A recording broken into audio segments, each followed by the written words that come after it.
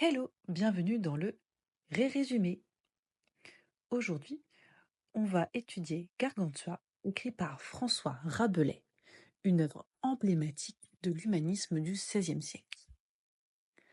À travers l'histoire de ce géant à l'appétit insatiable et à la force surhumaine, l'auteur critique les travers de la société de son époque et propose une vision humaniste de l'éducation, de la politique et de la vie en société. Publié en 1534, l'histoire raconte l'enfance, l'éducation et les exploits de Gargantua, fils du roi Grand Gousier et de Gargamel. Ça me dit quelque chose ce nom, pas toi? Les thèmes principaux de l'œuvre sont, premièrement, la critique de l'éducation scolastique, ensuite la satire politique et militaire, et l'idéal humaniste, notamment avec l'utopie de Thélème.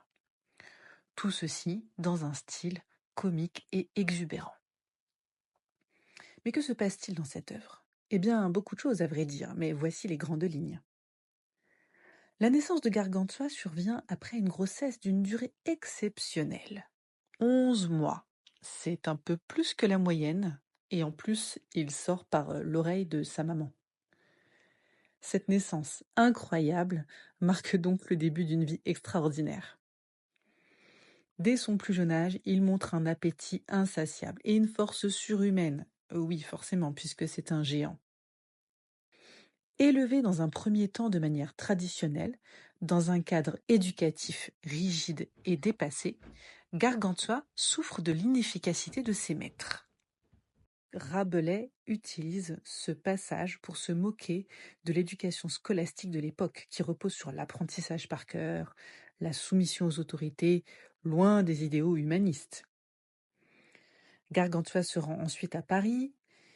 La rencontre avec Ponocrate, un savant et philosophe, marque un tournant. Ce Ponocrate lui enseigne une méthode plus ouverte et pratique, axée sur l'expérience et la réflexion.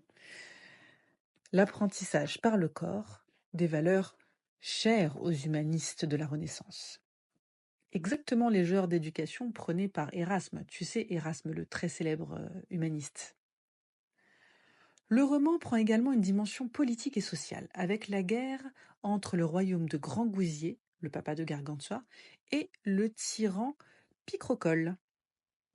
Par le biais de cette guerre absurde, Rabelais critique la violence inutile des conflits et la quête de pouvoir. Le roi Grand Gousier incarne une gouvernance éclairée, pacifique, tandis que Picrochole symbolise l'irrationalité des guerres menées par ambition. Gargantua, qui remporte la victoire, choisit de pardonner à son ennemi, soulignant l'importance de la clémence et de la sagesse dans la gestion des conflits. Rabelais préconise ainsi la voie diplomatique. C'est mieux que les tueries tout de même. Enfin, l'utopie de l'abbaye de Thélème, fondée par Gargantua à la fin du récit, incarne la quintessence de la pensée humaniste. Ce lieu où l'on vit librement selon la devise « Fais ce que tu voudras », rejette les règles imposées et prône une société fondée sur la liberté individuelle et le respect des autres. Cette utopie se veut un modèle où la liberté de l'individu, renforcée par l'éducation, guide ses actions vers la sagesse et la vertu. Tout le récit est marqué par l'absurde, l'exagération et les jeux de mots, ce qui permet à Rabelais de mêler critique sociale et divertissement. Il offre ainsi une satire vive, mais pleine d'humour de la société de son époque. L'auteur mélange burlesque et érudition. En gros, Rabelais fait passer des messages sérieux mais de manière ludique.